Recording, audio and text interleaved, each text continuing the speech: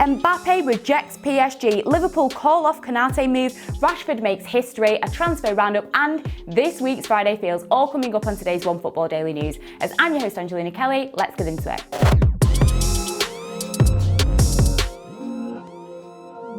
First up, and according to reports, Kylian Mbappe has rejected a new contract from PSG. Of course, we all know the story. The 22-year-old only has 1 year left on his contract, but reportedly the Frenchman has decided to not continue with the team. And according to Cuatro in Spain, he has stated that his future lies with Real Madrid. So if PSG are unable to convince Mbappe to stay at the club, what Florentino Perez's game plan is at Real Madrid is to hold off on talks with the player, wait for the club to set a price, and then move forward with PSG's consent. Of course, Real Madrid are feeling pretty comfortable about getting the player to put pen to paper, and another reason for this is because they are reportedly going to use Vinicius Jr. as bait. According to Spanish TV show El Chiringuito, Real feel that Vinicius can be used in a deal with PSG in order to reduce the overall cash value of the deal, especially since the player was a PSG target before he made the move to Madrid at 18 years of age and is reportedly still on the transfer wish list of PSG's director Leonardo. Now, despite Vinicius obviously having a great game in the week against Liverpool, he has had about 3 seasons now with Real Madrid's first team, and it's safe to say he hasn't really lived up to expectation. He's not really scored enough goals, and some of his performances have been a little bit poor. So for Real Madrid, he could be worth the sacrifice. Of course, they do have their eye on Erling Haaland as well, but Real Madrid do believe that he is probably the harder option to get. Mbappe is probably more of an easier signing just because of the amount of clubs that are interested in Haaland. I mean, both Manchester clubs, Chelsea, Barcelona as well, and that could end up turning into a bit of a bidding war. So it seems like Mbappe's signature will be a little bit easier to get. If they do get this signature and he does make this move to Real Madrid, it would be absolutely massive for the club and for the player as well, especially if they can do it from a financial standpoint. And what this means for Real Madrid fans is that they finally have their next Galactico player. Our next story takes us to Liverpool, and despite all of the hype, all the talk about Ibrahima Konate making the move to Anfield, according to reports in Germany, it's been called off. So it seemed like Liverpool were in the midst of making a deal with Leipzig, but according to reports now, Ibrahima Konate will still be leaving Leipzig potentially for around 40 million euros, but the move will not be to Liverpool. The powers that be at Leipzig apparently had a conversation with Anfield asking if they were interested, and they said that they weren't. So what's gone wrong here? Why has this move stopped? And was it even a move in the first place? Rumours circulating are that Liverpool were a little bit concerned with the 21-year-old's injury issues, and after the amount of injury issues that Liverpool have had, especially with their defenders, you can kind of understand where they're coming from, but they are still on the hunt for a centre-back apparently, and this definitely does make sense, as I think Joel Matip has proven himself to be a little bit unreliable. I think the jury's still out on Ozan Kabak, and of course all of those injuries, you can definitely understand why they still want some reinforcements. However, all is not lost for Liverpool, as they are now focusing their attention on the replacement of Georginio Wijnaldum. One of the potential replacements, according to Sky Sports, is Ajax teenager Ryan Gravenberch. The 18-year-old is one of the hottest prospects in Europe at the moment, so you can definitely understand why Liverpool are interested, and he's already managed to cement himself a really strong place in the Ajax team. At 18 years of age, he's already managed over 35 appearances for the club this season and already has 3 caps for the Netherlands. He's already been dubbed a better Paul Pogba, and according to reports from Gazzetta dello Sport, Liverpool and Chelsea are already interested in the player, and he could cost around 30 million euros despite already signing a new deal with Ajax last summer. But he's not the only option. His name is Teun Koopmeiners, and he is AZ Alkmaar's captain, and at 23 years of age, he's already shaping up to be a really exciting talent. The player is allegedly seen as an ideal candidate as the replacement for Wijnaldum, but there will be some stiff competition as he's already been linked with the likes of Roma, Inter Milan, and also Sevilla. He's already managed 17 goals this season so far, but there are a few concerns, as a lot of these goals have come from penalties. Now, obviously, Liverpool already seem to have a penalty taker, and a lot of his goals have come from free kicks as well, which does seem to be covered by the likes of Mo Salah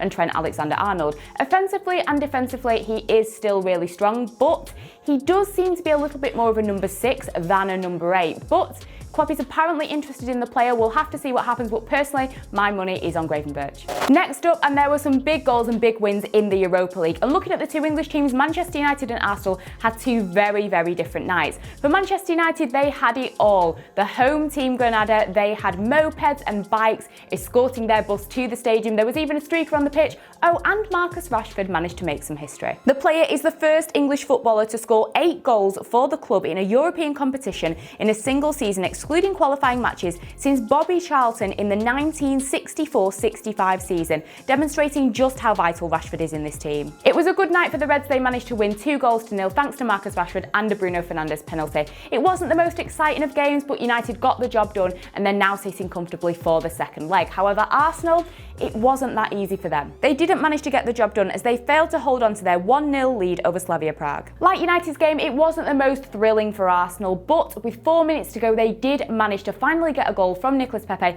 after so many missed chances in the game from the likes of Callum Chambers, Alexander Lacazette and Pierre-Emerick Aubameyang. But they only had a few minutes to go. They just had to hold on to that lead, and they weren't able to, and Slavia Prague scored in the final moments of the game. One positive was Bukayo Saka, who had a really good game, and everything positive that seemed to happen for Arsenal did go through him. But things on the whole are not improving for Arsenal, and you do have to question, how much more time will Mikel Arteta be given? Elsewhere in the Europa League, a first-half penalty for Villarreal sealed their win against Dinamo Zagreb, and what this means is that Unai Emery's team will go into the second leg with a really important away goal. And then meanwhile, looking at Roma against Ajax, it was Roma who came out on top as they managed to beat Ajax 2-1, and what this meant is that it ended Ajax's streak of being unbeaten in 24 games. And next we have our transfer roundup. This is where I take a look at some of the other news and transfers going on in the footballing world, and according to reports, Chelsea not only won Erling Haaland, but they won Aguero as well in the summer. And speaking of Aguero, apparently Leeds United are now in the running for the player. According to Sky Sports Italia, Chelsea midfielder Jorginho has stated that he would like to make a return to Napoli before the end of his career. Manchester United forward Edinson Cavani is apparently closer than ever to a move to Boca Juniors this summer. And finally, what were you doing when you were 11 years old? Probably not the same as Eric Marshall. So a video has gone viral, floating all around the internet, of this 11-year-old footballer who has been playing for FC Guru, who play in Liberia's 4th division. So yes, you can see this video of an 11-year-old playing with adults, but he does actually seem to fit in quite well. He played a really good game, despite his t-shirt being a little bit too big for him. But yeah, absolutely crazy scenes that an 11-year-old in Liberia is playing for an adult team. Who knows, maybe an academy will scoop him up soon. And last but by no means least, we have Friday Feels. This is where you guys can give us your footballing predictions in the comment section below, and some of the correct ones will be read out on Monday. First up, and it is El Clasico on Saturday night. Now, Atletico Madrid do not play until Sunday, so what this means is that if Real Madrid win, they will go level on points with Atletico.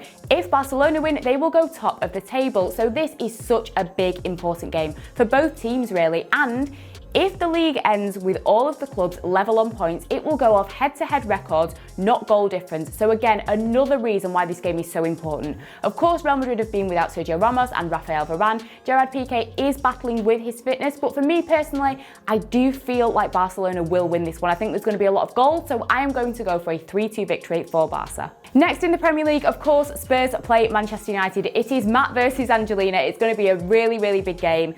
And I just think that looking at Spurs' form recently and looking at Manchester United's, I'm comfortable that the Reds are going to get a win, so I'm going to go for a 2-1 victory. And finally, in Serie A, Napoli, of course, did lose to Juventus recently, but they are still chasing that 4th spot to get a Champions League place. They play Sampdoria at the weekend, and I think that they'll get a 2-0 win. But let me know in the comment section what you guys think and what your predictions are for this weekend. So that's everything for today's OneFootball Daily News. Check out all the other content that we've got here. Have a great weekend, and I will see you all later.